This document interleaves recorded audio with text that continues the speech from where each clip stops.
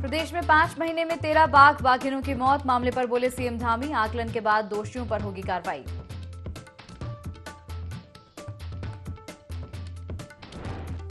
मसूरी पहुंचे महाराष्ट्र के पूर्व राज्यपाल भगत सिंह कोश्यारी का कार्यकर्ताओं ने किया स्वागत। कोश्यारी ने रिवर्स पलायन पर दिया जोर। बोले स्वरोजगार से विकास करेगा उत्तराखंड।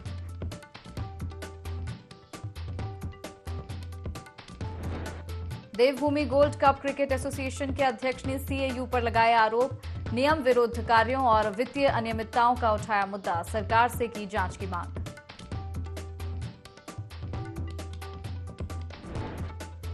प्रदेश के 6 जिलों में आज भी बारिश के आसार। मैदानी इलाकों में तापमान में होगी बढ़ोतरी। मौसम विभाग ने जारी किया अलर्ट।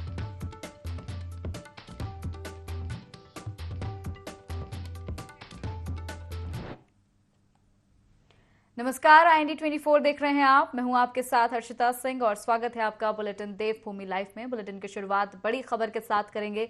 देहरादून से बता रहे हैं आपको खबर। प्रदेश में 5 महीने में 13 बाघ बाघिनों की मौत हो गई है। बाघों की मौत पर मुख्यमंत्री पुष्कर सिंह धामी का बयान सामने आया है। उन्होंने कहा कि आकलन के बाद दोषियों पर कड़ी कार्रवाई होगी। बाघ बाघिनों की मौत पर सीएम धामी गंभीर हैं। देहरादून से बड़ी खबर बता रहे हैं आपको, जहां पर पिछले 5 महीने में प्रदेश भर में 13 बाघ बाघिनों की मौत हो गई है। इस मामले पर मुख्यमंत्री पुष्कर सिंह धामी का बयान सामने आया है। उन्होंने कहा कि आकलन के बाद दोषियों पर कड़ी कार्रवाई होगी। बाघ बाघिनों की मौत पर सीएम धामी गंभीर हैं।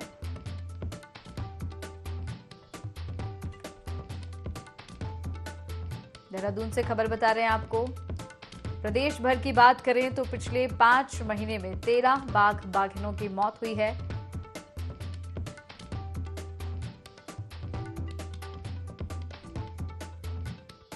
इसका हम लोग निश्चित रूप से आकलन करवाएंगे। यहाँ पर अगर कहीं पर कोई इस पर वो पाया जाता है तो उस पर हम भी करेंगे। इसका हम लोग निश्चित रूप से आकलन करवाएंगे। यहाँ पर अगर कहीं पर कोई इस पर वो पाया जाता है तो उस पर। तो बाघों की मौत पर मुख्यमंत्री पुष्कर सिंह धामी भी गंभीर है। उनका बयान सामने आया है कि आकलन के बाद दोषियों पर कड़ी कार्रवाई होगी।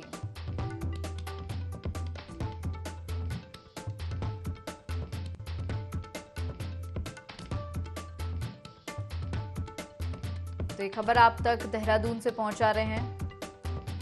13 बाघ बाघिनों की मौत हो चुकी है प्रदेश भर में पिछले 5 महीनों में।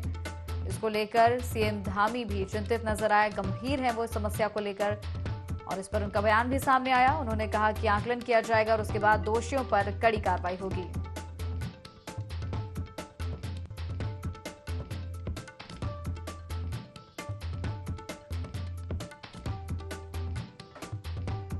बड़ी खबर देहरादून से आपको बता रहे हैं,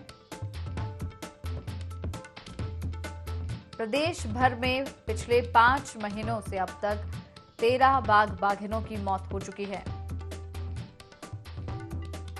इस मामले पर मुख्यमंत्री पुष्कर सिंह धामी चिंतित नजर आए और उन्होंने ये भी कहा है कि पहले आकलन किया जाएगा, जांच की जाएगी, उसके बाद दोषियों पर कड़ी कार्रवाई की जाएगी।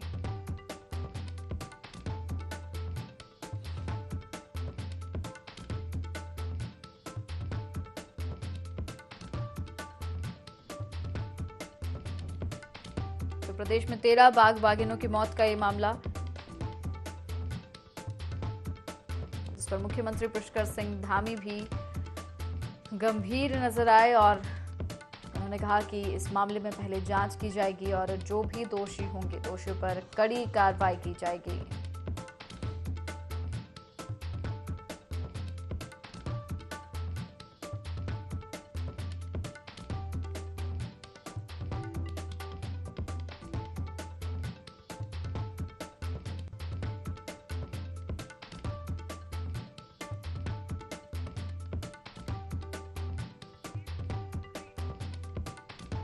इस खबर पर और ज्यादा जानकारी लेंगे। संवाददाता विनय सूद से हमारे साथ लाइव जुड़ गए हैं। विनय, पिछले 5 महीने में देखें तो 13 बाघ बाघिनों की मौत हो चुकी है। इस पर सीएम धामी भी गंभीर नजर आ रहे हैं।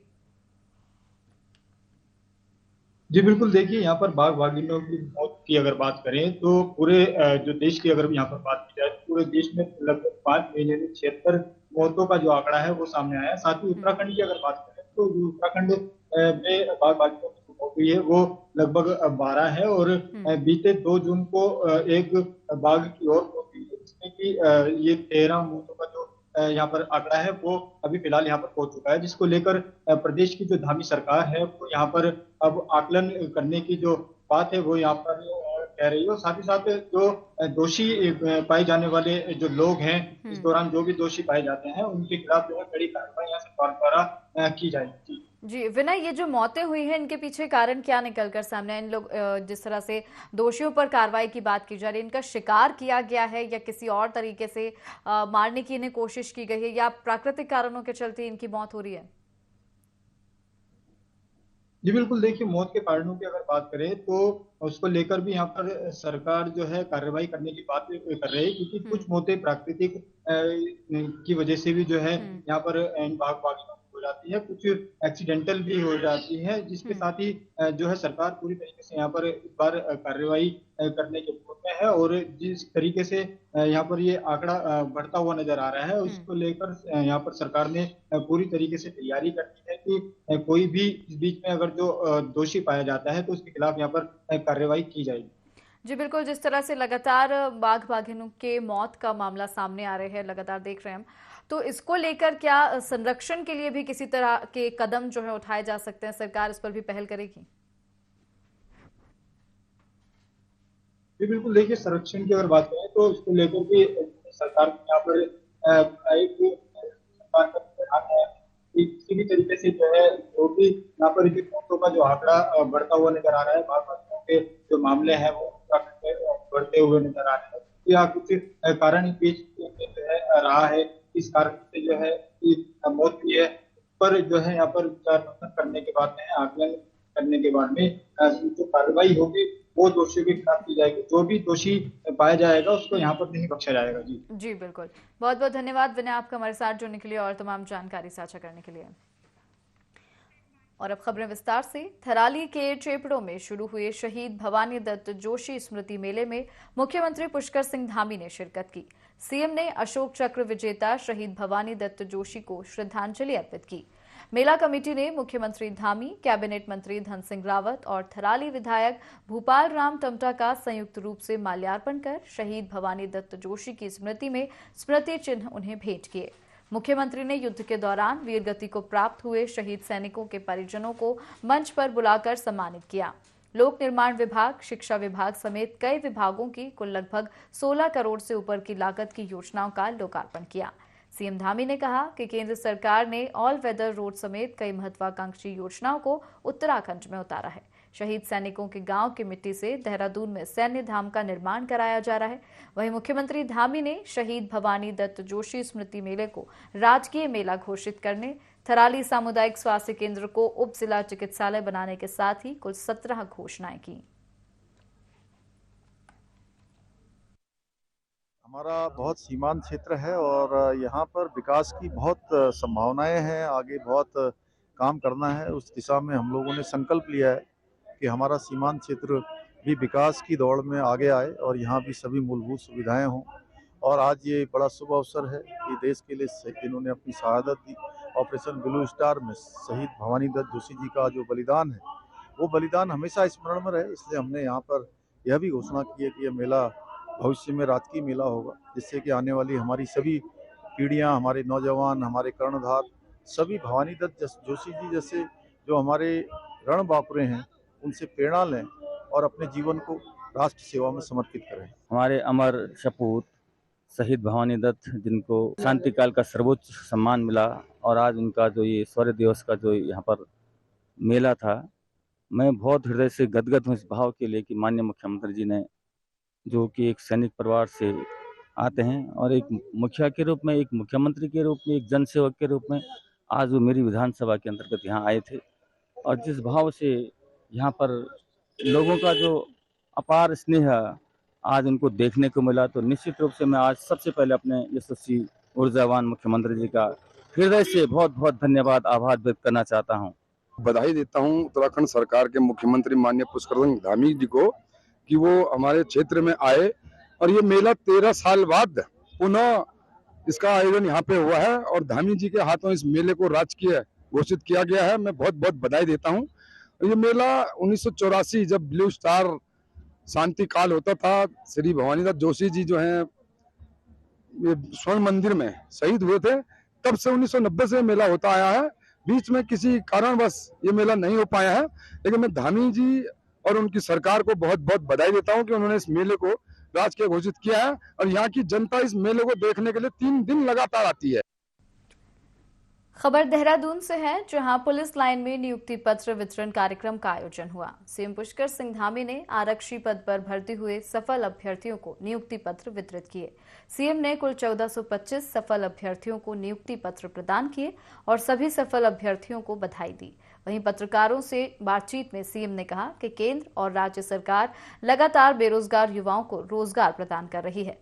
इसी कड़ी में राज्य सरकार सभी रिक्त पदों को भरने की तैयारी में है। वहीं उत्तराखंड के डीजीपी अशोक कुमार ने कहा कि पुलिस विभाग के लिए आज बड़ा दिन है। पुलिस भर्ती में सफल अभ्यर्थियों को सीएम ने नियुक्ति पत्र प्रदान किए। मुख्यमंत्री जी के द्वारा 1425 लोगों को नियुक्ति पत्र दिए गए हैं और ये हमारे लिए बड़ा दिन है, क्योंकि 7 साल बाद पुलिस में कोई भर्ती हुई है और अब मुझे विश्वास है कि अभी और भी भर्तियां आएंगी, जैसे कि वो हेड कांस्टेबल संचार का हो रहा है और उसके बाद एसआई का हो रहा है। और हमने कांस्टेबल्स के भी नया जो है अध्याचन 1500 प्लस का भेज रहे हैं। माननीय मुख्यमंत्री जी ने भी उसमें हमें तेजी से कराने का वो दिया है, आज मन से बोला है। तो हमारी जो शॉर्टेजेस थी वो पूरी हो जाएंगी, बड़ी बात। लगभग 4000 पद अभी सब मिलाकर खाली हैं। 1425 नियुक्ति पत्र दिए गए हैं और जो बचे हुए पद हैं उन सब पर भी भर्ती की प्रक्रिया प्रारंभ जल्दी ही होगी और विभिन्न जो भर्ती परीक्षाएं हैं वो चल रही हैं। और हमारे देश के यशस्वी प्रधानमंत्री आदरणीय मोदी जी का जो संकल्प है कि पूरे देश के अंदर इस वर्ष के अंदर 10 लाख लोगों को रोजगार दिया जाना है, उस श्रृंखला में हमने भी उत्तराखंड के अंदर हमारे जितने भी विभागों में जो भी पद रिक्त हैं उन सभी पर भर्ती की प्रक्रिया प्रारंभ की है। और जहां भर्ती प्रक्रिया प्रारंभ हो गई है वहां हमारे इसी प्रकार से नियुक्ति पत्र दिए जाने के कार्यक्रम और रोजगार मेले लगातार लगाए जा रहे हैं। मुख्यमंत्री पुष्कर सिंह धामी ने कहा है कि उत्तराखंड योग, आयुष और अध्यात्म की भूमि है। इसका मूल उत्तराखंड ही है। उन्होंने कहा कि इसे बढ़ावा देने के लिए उत्तराखंड सरकार डेस्टिनेशंस बढ़ाने पर विचार कर रही है। उन्होंने आगे कहा कि उत्तराखंड आने वाले समय में आध्यात्मिक और सांस्कृतिक राजधानी के रूप में विकसित होगी। उन्होंने कहा कि प्रदेश में जितने भी धार्मिक स्थल हैं जो पहले से प्रचलित हैं उनको और भी प्रचलित किया जाएगा ताकि विश्व में उनकी अलग पहचान बन सके। योग की, आयुष की और अध्यात्म की भूमि है, इसलिए योग का जो मूल केंद्र है वो भी हमारा उत्तराखंड है, क्योंकि आने वाले समय में उत्तराखंड आध्यात्मिक और सांस्कृतिक राजधानी केंद्र के रूप में जानी जाएगी। और माननीय प्रधानमंत्री जी ने भी अपने संबोधन में जो 9 रत्नों का उल्लेख किया है उसमें उत्तराखंड को एक प्रमुख केंद्र के रूप में योग और अध्यात्म के क्षेत्र में आगे का जो विकास होना है उस दिशा में होना है। इसलिए हमने तय किया है कि सरकार जो है विभिन्न जो हमारे धार्मिक स्थान हैं और ऐसे स्थान हैं जो सांस्कृतिक रूप से समृद्ध हैं या आगे उनको विकास की ओर ले जाया जा सकता है, उन सभी केंद्रों को जो है केंद्र मानकर हम लोग जो है योग दिवस को मनाएंगे।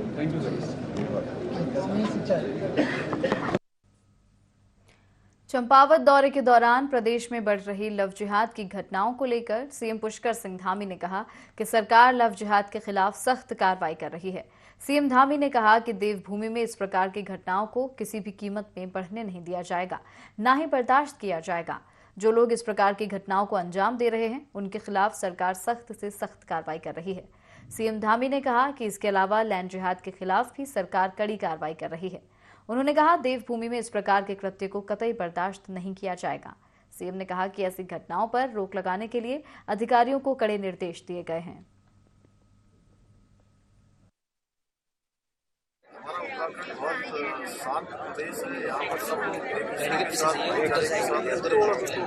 लेकिन इस प्रकार की जो भी घटनाएं हैं, चाहे वो लैंड जिहाद की घटना हो, लव जिहाद की घटना हो, उस पर हम सख्ती से काम करेंगे। उस पर कोई भी हमारा टॉलरेंस नहीं।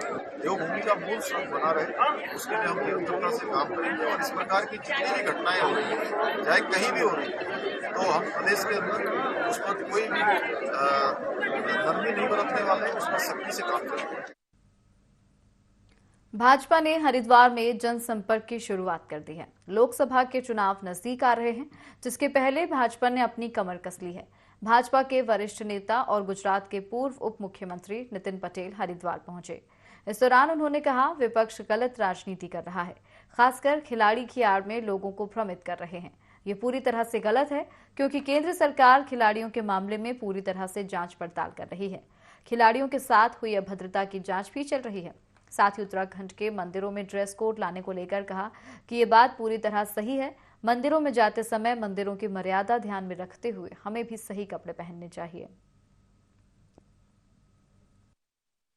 प्रश्न आता है, कोई इंडिविजुअल प्रश्न हो सकता है, किसी का भी हो सकता है, लेकिन उसके बाद तुरंत विपक्ष की पार्टियां और कुछ नहीं कर सकती।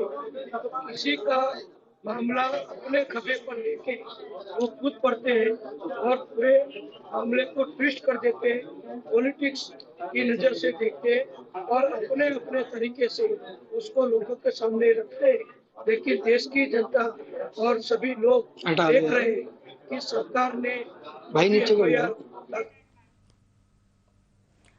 उत्तराखंड भाजपा के प्रदेश प्रवक्ता वीरेंद्र बिष्ट ने राज्य में लैंड जिहाद के खिलाफ सरकार की कार्रवाई को सही बताया है।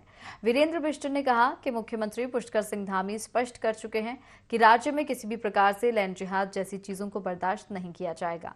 वीरेंद्र बिष्ट ने कहा कि उत्तराखंड देवभूमि के नाम से जाना जाता है और यहां पर किसी भी प्रकार से सांप्रदायिक सौहार्दपूर्ण माहौल बिगाड़ने का काम करने वालों को बख्शा नहीं जाएगा।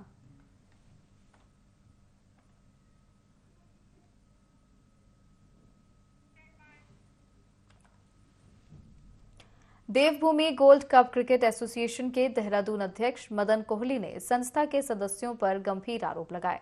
मदन कोहली का कहना है कि रजिस्ट्रेशन के बाद से अभी तक संस्था की ओर से कोई भी मासिक बैठक, वार्षिक आम सभा या फिर विशेष आम सभा नहीं कराई गई है। गोल्ड कप क्रिकेट टूर्नामेंट आयोजित कराया गया था। टूर्नामेंट के बाद आयोजन में खर्च हुई धनराशि के संबंध में संस्था के सदस्यों की ओर से कोई लेखा जोखा आज तक तैयार नहीं किया गया। संस्था के कोषाध्यक्ष एएस मिगवाल के निधन के बाद से कोषाध्यक्ष पद पर ना तो अभी तक चुनाव संपन्न कराए गए और ना ही सर्वसम्मति से इस पद पर किसी व्यक्ति को नियुक्त किया गया। ठीक उलट किसी अन्य व्यक्ति से एसोसिएशन के कोषाध्यक्ष के रूप में काम करवाया जा रहा है। इस संस्था में एक सिस्टम सा चला आ रहा है कि केवल एक ही व्यक्ति सारे डिसीजन लेता है। मैंने सिर्फ हिसाब मांगा कि क्योंकि मैं अध्यक्ष हूँ, मेरी जिम्मेदारी है, आप मुझे बताएं। तो बताने के बजाय मुझसे ये कह दिया कि आप जाइए, आपको जो करना है कर लीजिए, ये मेरा टूर्नामेंट है, मैं इसको चला रहा हूँ। मेरी मजबूरी है, मुझे ये करना पड़ेगा। जब भी मैं उनसे कहा सर मीटिंग बुला लो, तो उनका एक ही जवाब होता है कि क्या करेंगे, मीटिंग कॉल करके कर तो रहा हूँ मैं काम था। उड़ीसा के बालासोर में हुए रेल हादसे को लेकर तहसील परिसर में मृतकों की आत्म शांति के लिए शोक सभा रखी गई। इस शोक सभा में एडवोकेट एसोसिएशन ने मृतकों को श्रद्धांजलि अर्पित की। इस मौके पर क्षेत्र के उपजिला मजिस्ट्रेट को राष्ट्रपति के नाम एक ज्ञापन सौंपा गया, जिसमें रेल हादसे में घायलों और मृतकों को आर्थिक और अन्य आवश्यक सहायता की मांग भी की गई। जो ये हादसा हुआ है, रेल दुर्घटना उड़ीसा में, इसमें आज हमने अधिवक्ता एडवोकेट एसोसिएशन ने आज शोक सभा का आयोजन किया है और उनकी आत्मा की शांति के लिए हमने यहाँ मौन भी धारण किया है। और इसी संबंध में हमने एसडीएम साहब के माध्यम से राष्ट्रपति जी को ज्ञापन दिया है और हम राष्ट्रपति जी से यही गुहार करते हैं कि उनके परिवार को सहायता मिले और उनके परिवार को जितनी अधिक से अधिक सहायता हो सके वो होए, और हम भगवान से ये प्रार्थना करते हैं कि मृत आत्माओं को शांति प्रदान। उधम सिंह नगर के सितारगंज के मैना झूंडी गांव में राजकीय पशु सेवा और गर्भधान केंद्र स्थित है, जिसमें एक महिला डॉक्टर नियुक्त की गई थी। लेकिन ग्रामवासियों का कहना है कि ये महिला डॉक्टर काफी लंबे समय से अस्पताल में नहीं आ रही है।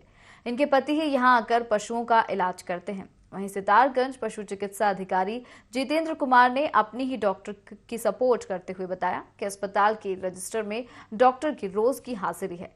इससे पता चलता है कि डॉक्टर साहिबा हर दिन हॉस्पिटल में आती हैं, लेकिन क्षेत्रवासियों का कहना है कि डॉक्टर साहिबा महीनों से गांव से नहीं आई हैं।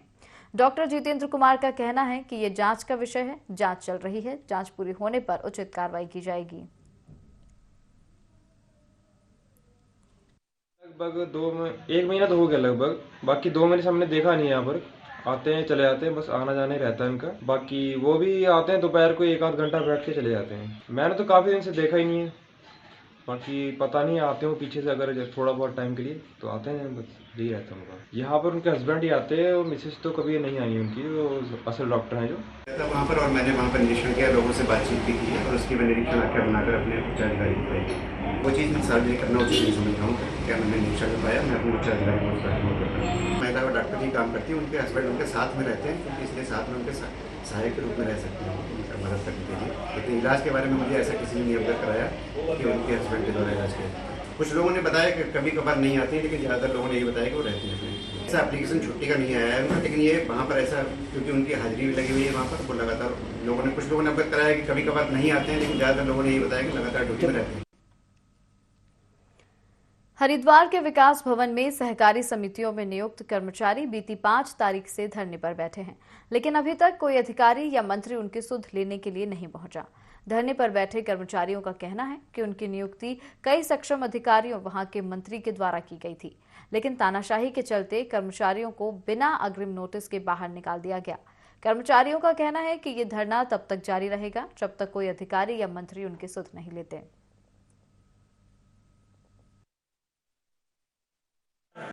सब यहाँ पे समिति के कर्मचारी बैठे हैं, कोऑपरेटिव डिपार्टमेंट से बिलोंग करते हैं।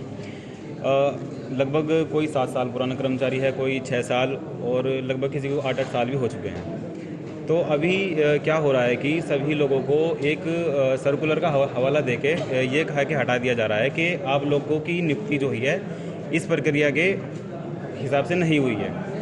जबकि अगर देखा जाए तो वो सर्कुलर जिस सर्कुलर के हवाले देकर हम हटाया जा रहा है, वो सर्कुलर किसी भी सोसाइटी पे सर्कुलेट नहीं हुआ है अभी तक, ठीक है।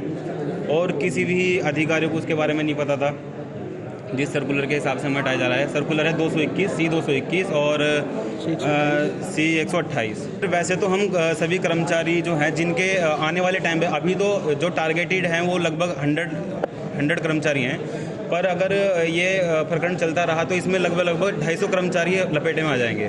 5 तारीख से हड़ताल पे हैं सभी पूरे जनपद हरिद्वार के समिति कर्मचारी हैं और हम इस विरोध में बैठे हैं कि हमारी जो नियुक्तियां की गई थी वो नियुक्तियां हमारी सचिव द्वारा की गई थी। एडीओ, एडीसीओ, एआर, डीआर सभी की परमिशन, मंत्री तक की परमिशन हमारे सबके पास लिखित परमिशन है और उसके बावजूद भी हमारी नियुक्ति निरस्त की जा रही है। हमारी तो यही मांगे हैं कि तो नियुक्ति निरस्त ना हो जब कोई व्यक्ति लगा दिया गया है और जो हमारे अधिकारी हैं उन सबके आदेश हमारे पास हैं लगाने के, सबके साइन हैं, सबके संज्ञान में ये बातें हैं, हम लगाए गए हैं, उसके बावजूद भी हमें हटाया जा रहा है। एक तो हमें हटाया ना जाए सभी कर्मचारी, और जो कर्मचारी हटा दिए गए हैं वो अपने आदेश वापस लें अधिकारी और वो अपनी समिति पर लगातार। और इसी के साथ इस बुलेटिन में फिलहाल इतना ही। आप देखते रहिए IND24। नमस्कार।